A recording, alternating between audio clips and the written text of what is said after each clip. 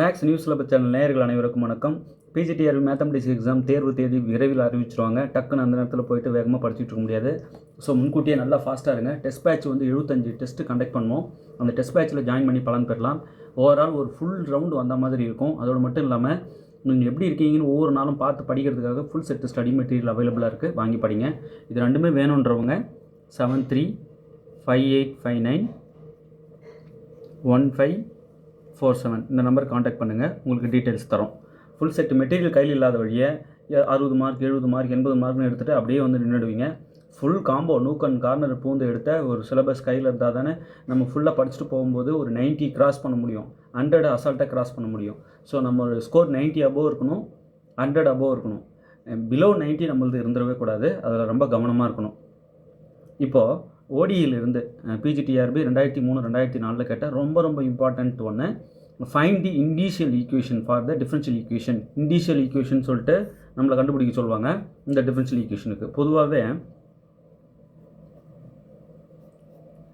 இப்போ இந்த differential equation indicial equation நம்ம சொல்லணும்.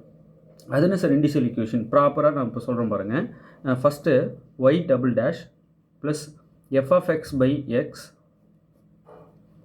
into y dash plus g of x divided by x square y equal to 0. இந்த வடிவில் இருக்கிற எந்த ஒரு டிஃபரன்ஷியல் ஈக்குவேஷனுக்கும் இண்டிஷியல் ஈக்குவேஷன் என்ன அப்படின்னா, இந்த வடிவில் இருந்தாலே அதுக்கு இண்டிஷியல் ஈக்குவேஷன். இண்டிஷியல் ஈக்குவேஷன் இந்த வடிவில் இருந்தாலே இண்டிஷியல் ஈக்குவேஷன் என்ன அப்படின்னா, r square plus a0 minus 1 into r plus b0 equal to 0. சரிங்க சார். இப்போது இந்த இடத்துல where capital F of X equal to, இந்த இடத்துல capital F of X G of X என்னன்னு சொல்லிடுறாங்க. Capital F of X equal to a0 plus a1x plus a2x square plus and so on இப்படி போயிட்டு இருக்கும். இங்கே ஜி ஆஃப் எக்ஸ் என்ன define பண்ணுறாங்க அப்படின்னா, b0 plus b1x plus b2x square plus and so on. இவ்வளோ தான். இங்கே இருக்கிற a0 இதோ பாருங்கள், இது b0 வந்து இதில் கொண்டு வந்து அப்படியே சப்ஸ்டியூட் பண்ணி விட்டால் போதும். a0 b0 கண்டுபிடிச்சி கொண்டு வந்து இப்போ a0 என்ன b0 என்னன்னு கண்டுபிடிக்கிறது தான் வேலையே. அதுக்கு முன்னாடி capital F of X G of X என்னன்னு நம்ம எடுக்கணும். முதல்ல கொடுத்துருக்கிற டிஃபரன்ஷியல் ஈக்குவேஷன் நான் எழுதுவோமா? X square Y double dash plus X square 5/36 into y equal to 0. இதுதான் given differential equation, given ODE. Okay சரி. இப்போ நான் என்ன பண்ணணும், இந்த வடிவத்துக்கு கொண்டு வரணும். என் வேலையே டிஃபரன்ஷியல் ஈக்குவேஷன் இந்த வடிவத்துக்கு கொண்டு வரணும். அதுதான் என் வேலை, ஃபஸ்ட்டு வேலை. இப்போது டிவைடட் பை எக்ஸ் ஸ்கொயர் பண்ணணும். அப்போ தான் ஒய் டபுள் டேஷ் பாருங்கள், ஒய் டபுள் டேஷோடைய கோஎஃபிஷியன்ட் 1. அப்போ இங்கே வந்து எக்ஸ் ஸ்கொயர் இருக்குது, அதாலேயே மொத்தமாக டிவைட் பண்ணி விட்டுறோம். பண்ணோம்னா என்ன ஆகும்னா, Y double dash plus x square plus 5/36 divided by x square into y equal to 0/x square 0. So இங்கே மட்டும் டினாமினேட்டர் x square வந்துடுது, இங்கே x square கட் ஆகிடுது. அவ்வளோதான், இப்படி வந்து நிற்குது. இப்போது y double dash plus y dash term இல்லை, அதனால் நான் 0/x போட்டு y டேஷ் போட்டுக்கலாம் இல்லையா? அடுத்தது ப்ளஸ் இந்த டேர்ம் அப்படியே x square plus 5/36 divided by x square into y equal to 0. இப்போ இது எந்த வடிவத்தில் இருக்குது பாருங்கள். y double dash plus f of x divided by x y dash plus g of x divided by x square y equal to 0. இந்த வடிவில் கரெக்டாக இருக்குது.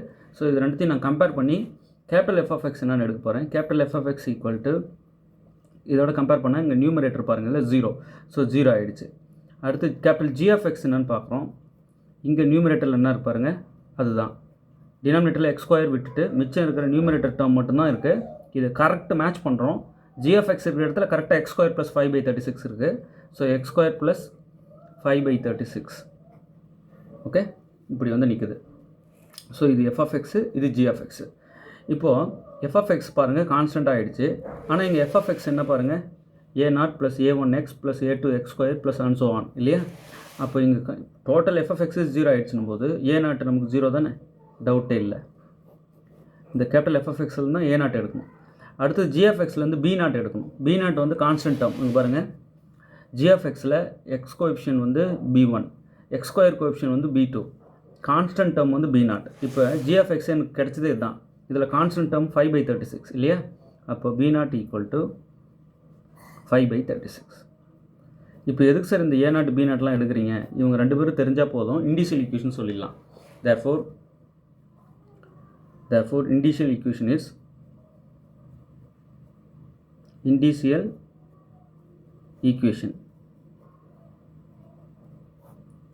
is r square plus A0 minus 1 into r plus B0 equal to 0 இல்லையா? இதுதான் பொது வடிவம்.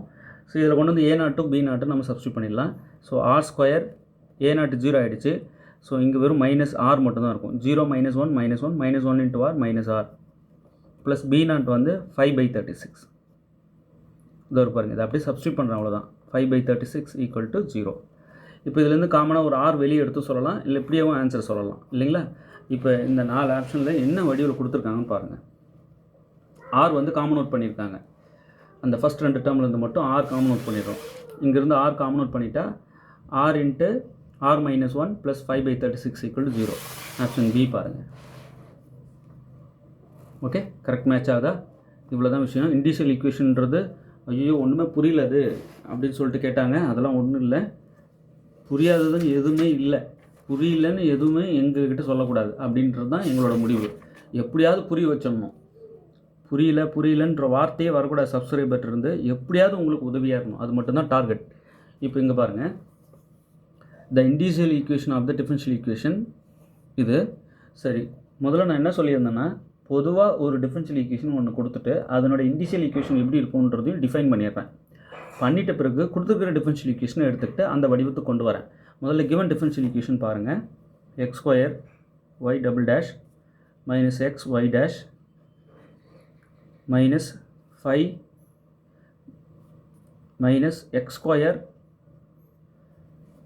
plus 5/4 equal to 0. Right, இதுதான் given differential equation.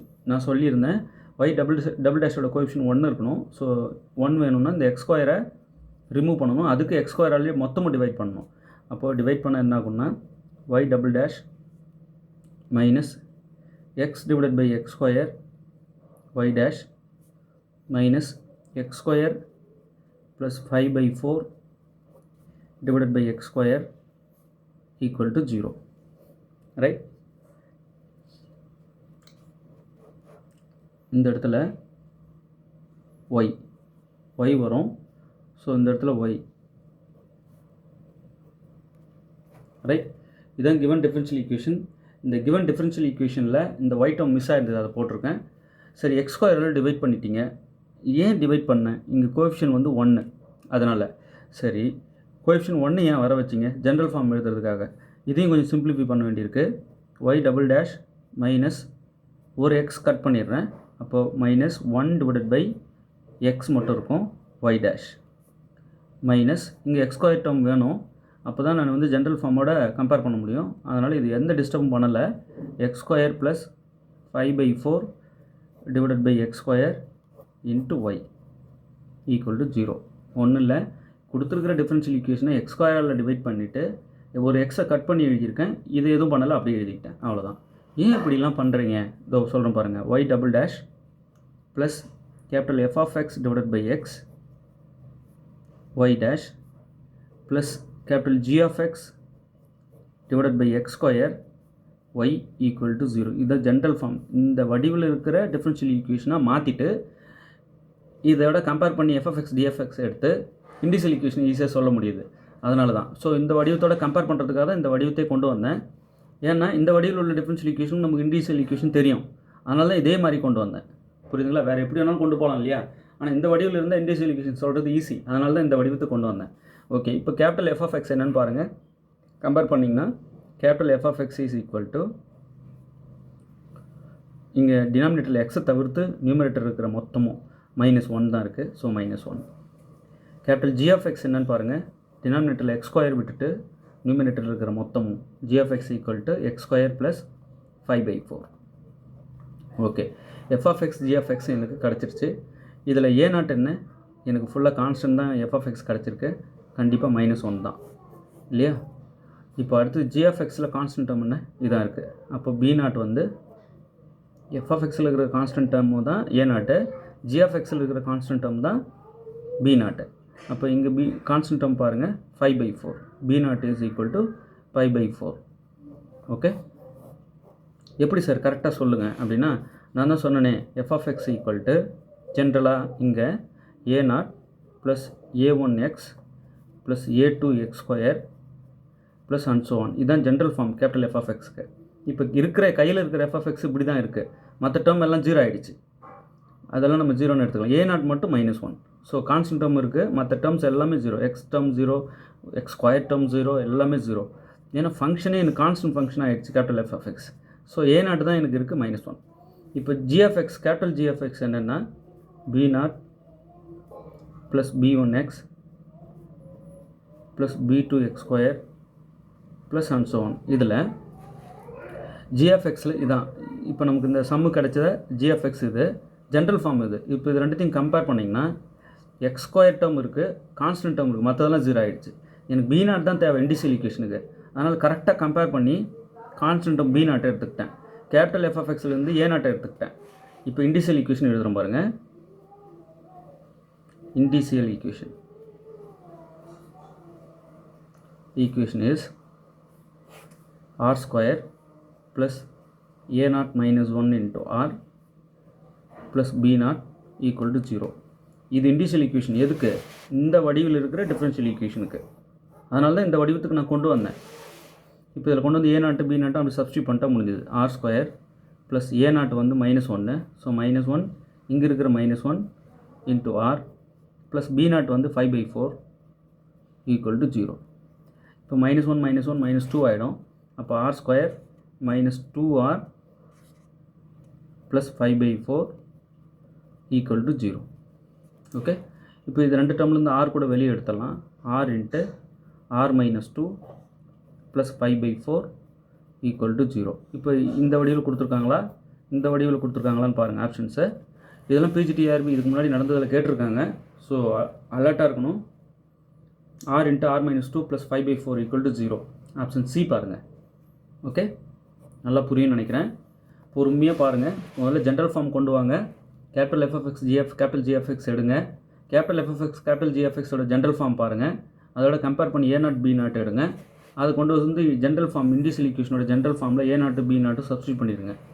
நமக்கு தேவையான இண்டிஷியல் ஈக்குவேஷன் கிடச்சிரும். ஓகே, பெரிய கஷ்டம் ஒன்றும் இல்லை. இது தனித்தனி நோட் போட்டு எழுதுங்க. இந்த மாதிரி ஸ்டடி மெட்டீரியல் எக்கச்சக்கமாக கொடுத்துருக்கோம்.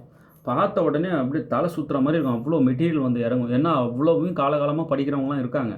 அவங்களெல்லாம் நீங்கள் தூக்கி ஓர வைக்கணுன்னா நீங்களும் படிக்கணும் இல்லையா. ஸோ யோசிச்சு பாருங்கள். ஒரு சிலர் வந்து சார் நீங்கள் எந்த கேள்வினா கேளுங்க பார்க்கலாம் அப்படிங்கிறாங்க சேலஞ்சாக. ஸோ அவங்களுக்கும் இந்த மாதிரி சார் இந்த டாப்பிக்கில் இந்த ஏரியாலாம் கொஞ்சம் புரியாமல் இருக்குது, இதெல்லாம் சொல்லுங்கன்னு இருக்காங்க. அதுக்காக தான் இந்த வீடியோஸ்லாம் கொடுத்துட்டு வரோம். சரி, இவ்வளோ தானா? இதுக்கு முன்னாடி எக்கச்சக்கமாக வீடியோஸ் கொடுத்துட்டோம். ப்ளேலிஸ்ட்டில் இருக்குது. அந்த ப்ளேலிஸ்ட்டு மொத்தத்தையும் அனுப்பி வைக்கிறேன். இந்த நம்பருக்கு மெசேஜ் போடுங்க. நிறைய பேர் கேட்டு வாங்கிட்டு இருக்காங்க, பார்த்துட்ருப்பீங்க. தயவு செஞ்சு சப்ஸ்கிரைபர்ஸ் கமெண்ட்டில் எப்படி வீடியோ இருக்குது அப்படின்னு சொல்லிட்டு கமெண்ட்டில் சொல்லுங்கள். சப்ஸ்கிரைப் பண்ணுங்கள், வீடியோவை லைக் பண்ணுங்கள், உங்கள் ஃப்ரெண்ட்ஸ் எல்லாருக்கும் ஷேர் கொடுங்க. தேர்வில் வெற்றி பெற வாழ்த்துக்கள். தேங்க்யூ.